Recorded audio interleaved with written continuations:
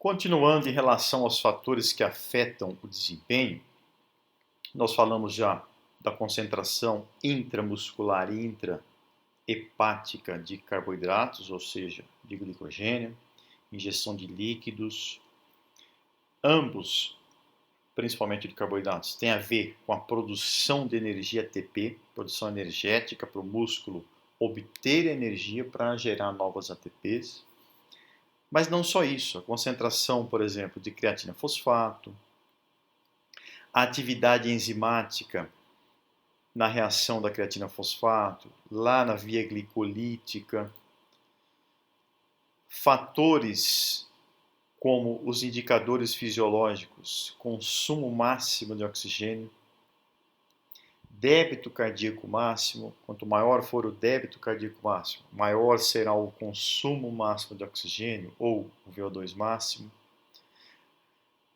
E esses dois, por exemplo, podem influenciam muito o desempenho em provas de endurance, provas de longa duração, maratonas, ciclismo de estrada, triatlon.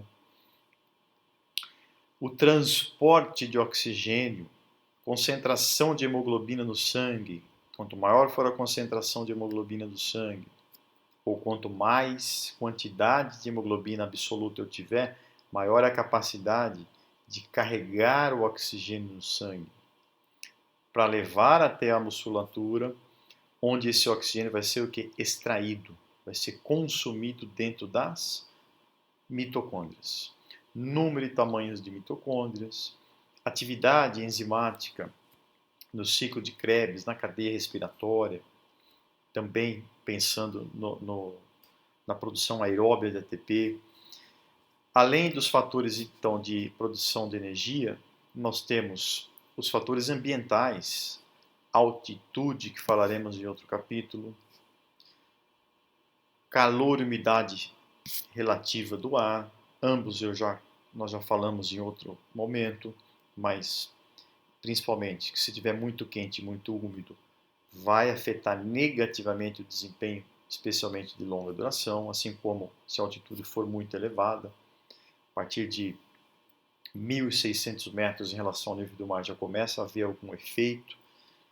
4.000 metros acima do mar, o que representa mais ou menos 13% de oxigênio no ar que é inspirado, em comparação com 21% em nível do mar, vai também promover uma queda significativa no desempenho, principalmente de provas longas, provas de competições, jogos que tenham uma duração relativamente grande, ou seja, acima de 10, 20, 30 minutos. Também interferências do sistema nervoso central, motivação. Se o indivíduo não estiver motivado para fazer, ele jamais vai ter um desempenho máximo.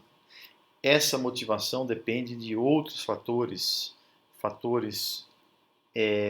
pessoais, emocionais, financeiros. Né? Imagina um atleta que está sem receber o seu salário e fez uma série de compromissos financeiros e não consegue cumpri-los agora. Como que fica isso? Mas seja ele ganhando muito, como ganham algumas modalidades, ou ganhando pouco. Essa motivação ela vai cair, né, nesse exemplo que eu estou dando. Aspectos de excitação do sistema nervoso central. Força e habilidade para realizar determinada tarefa. Tipo de fibra muscular. A quantidade de horas de experiência prática que o indivíduo tem naquela situação. Portanto, essa figura mostra o quê? Que o desempenho humano ele vai além de fatores isolados. Aqui a gente está vendo alguns, tá? Mas é um resumo. Com certeza tem outros fatores que mas é que a figura se esqueceu e que eu também não estou colocando aqui agora. A ideia é o quê? É mostrar que o desempenho humano ele é influenciado.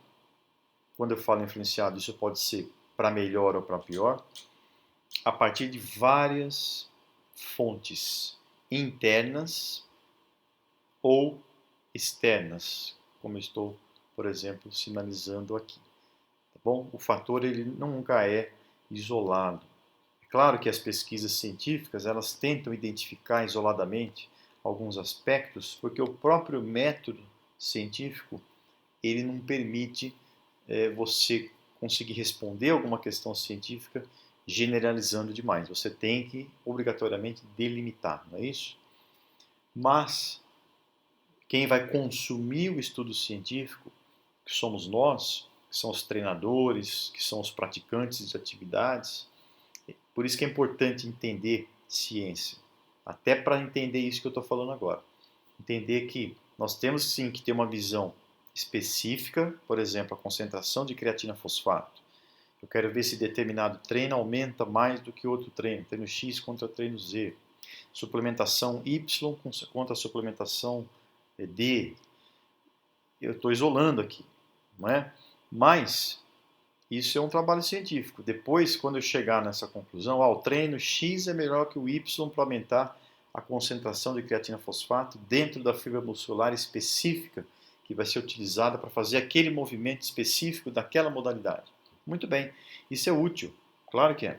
Agora eu tenho que saber olhar não apenas essa especificidade, eu tenho que conseguir montar, colocar isso, inserir isso dentro de um quebra-cabeças que é muito mais amplo. Ou seja, eu tenho que olhar a folha, mas eu também tenho que olhar a árvore, e mais do que isso, eu tenho que olhar a floresta. Quem conseguir fazer essa habilidade de entender que que não são necessariamente os extremos que vão responder todas as perguntas, e sim conseguir olhar especificamente, entre aspas, a folha, mas também entender o contexto geral do ser humano, o contexto geral de todos os fatores que estão interferindo no desempenho, ou seja, olhar também a árvore, olhar também a floresta.